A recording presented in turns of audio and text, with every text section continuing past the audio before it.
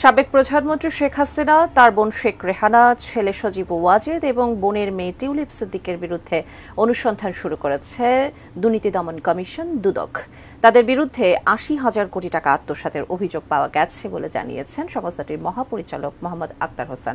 মন্ত্রী জনাব শেখ হাসিনা, তার ছেলে জনাব সজীব আহমেদ ওয়াজেদ জয়, তার ছোট বোন শেখ রেহানা ও তার ছোট বোনের মেয়ে টিউলিপ সিদ্দিকী ও অন্যান্যদের বিরুদ্ধে দাখিলকৃত অভিযোগের বিষয়েও অনুসন্ধানের সিদ্ধান্ত গৃহীত হয়েছে। ক্ষমতাচ্যুত আওয়ামী লীগ সরকারের বিশেষ অগ্রাধিকার প্রকল্প রূপপুর পারমাণবিক বিদ্যুৎ কেন্দ্র।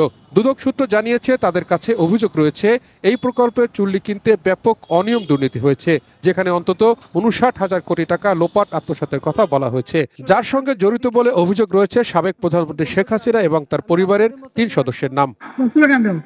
এর বাইরে সাবেক প্রধানমন্ত্রী শেখ হাসিনার বিরুদ্ধে বেবজা বেজা আশ্রয়ণ প্রকল্প সহ মোট ৮টি প্রকল্পের ২১,০০০ কোটি টাকা লোপাট আত্মসাতের অভিযোগ পাওয়া গেছে বলে জানিয়েছে দুদক সূত্র। এ ব্যাপারে মঙ্গলবার অনুসন্ধান শুরু করেছে দুদক। সংস্থাটির মহাপরিচালক আক্তার হোসেন জানিয়েছেন, অনুসন্ধান টিম গঠনের পর শুরু হবে পরবর্তী কার্যক্রম। সাবেক প্রধানমন্ত্রী জনাব শেখ হাসিনা, তার ছেলে জনাব সজীব আহমেদ ওয়াজেদ জয়, তার ছোট বোন শেখ রেহানা ও তার ছোট বোনের মেয়ে টিউলিপ সিদ্দিকী ও অন্যান্যদের বিরুদ্ধে দাখিলকৃত অভিযোগের বিষয়েও অনুসন্ধানের সিদ্ধান্ত গৃহীত হয়েছে। এতে অনুসন্ধান দল গঠন করা হবে এবং তারা এই অভিযোগ অনুসন্ধান করবে। এদিকে প্রায় ১২০০ কোটি টাকার সন্দেহজনক লেনদেন আর ২৫ কোটি টাকার অবৈধ সম্পদের খোঁজ পেয়ে সাবেক প্রধানমন্ত্রী শেখ হাসিনার পিয়ন জাহাঙ্গীর এবং তার স্ত্রী কামরুন নাহারের বিরুদ্ধে মামলা করেছেন দুদকের উপপরিচালক রাশেদুল ইসলাম। মামলা হয়েছে সাবেক শিক্ষামন্ত্রী মহিবুল হাসান চৌধুরী নওফেল, সাবেক ডিবি প্রধান হারুনা রশিদ এবং তার স্ত্রী শিরিন আক্তার ও ভাই এবিএম শাহরিয়ারের বিরুদ্ধেও। যে দালাল চক্রের কথা, যত রাজাকারের বাচ্চারা নাতিপুতি হলো মেধাবী, তাই না? তার জবাব দেওয়ার জন্য ছাত্রলীগ ওবায়দুল কাদের বাংলাদেশে গত ৩ মাস ছিলেন। ছাত্র জনতার গণ অভ্যুত্থানের মুখে অবস্থা বেগতিক দেখে দেশ ছেড়ে পালিয়ে যান আওয়ামী লীগের অনেক নেতামন্ত্রী। পালাতে গিয়ে গ্রেপ্তার হতে হয়েছে হেভিওয়েট উপদেষ্টা মন্ত্রীদের। এমন বাস্তবতায় আত্মগোপনে চলে যান অনেকে। তাদেরই একজন আওয়ামী লীগের সাধারণ সম্পাদক ও সাবেক মন্ত্রী ওবায়দুল কাদের। ৫ আগস্ট শেখ হাসিনার সরকারের পতনের পর থেকেই লাপাত্তা হয়ে যান তিনি। আন্তর্জাতিক অপরাধ ট্রাইব্যুনাল তার বিরুদ্ধে জারি করে গ্রেপ্তারি পরোয়ানা। শেখ হাসিনা সরকারের পতনের পর থেকেই আলোচনায় ছিলেন তিনি। ওবায়দুল কাদের কোথায় আছেন এই নিয়ে জল্পনা কল্পনা কম হয়নি। এতদিন পর জানা গেল দেশেই ছিলেন তিনি। বিভিন্ন গণমাধ্যম এমনটাই জানাচ্ছে। গণমাধ্যমের খবর অনুযায়ী ৮ নভেম্বর শিলং হয়ে ভারতের কলকাতায় পৌঁছান ওবায়দুল কাদের।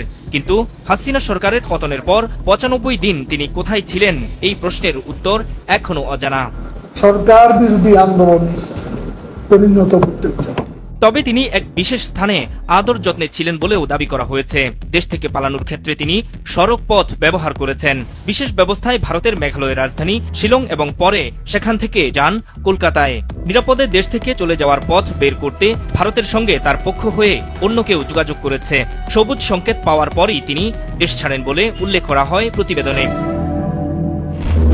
দেশ ছাড়ার আগে দলীয় নেত্রী শেখ হাসিনার সাথেও যোগাযোগ করেছিলেন তিনি, তবে সেখান থেকে সবুজ সংকেত পাননি বলে গণমাধ্যম জানাচ্ছে।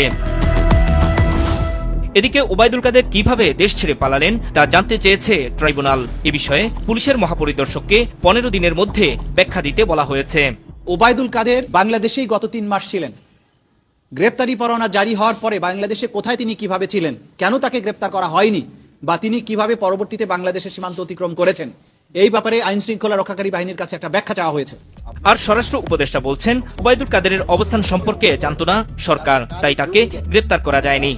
৩ মাস বাংলাদেশে লুকিয়ে ছিল, আমরা তো জানি না। আমরা যদি তার জানতাম আমরা অবশ্যই ধরে ফেলতাম। যদি এর আগে ওই খবরটা ওনারা আমাদের দিতে পারতো যে উনি ওই জায়গায় লুকিয়ে আছে, আমরা অবশ্যই তারা ধরে ফেলতাম।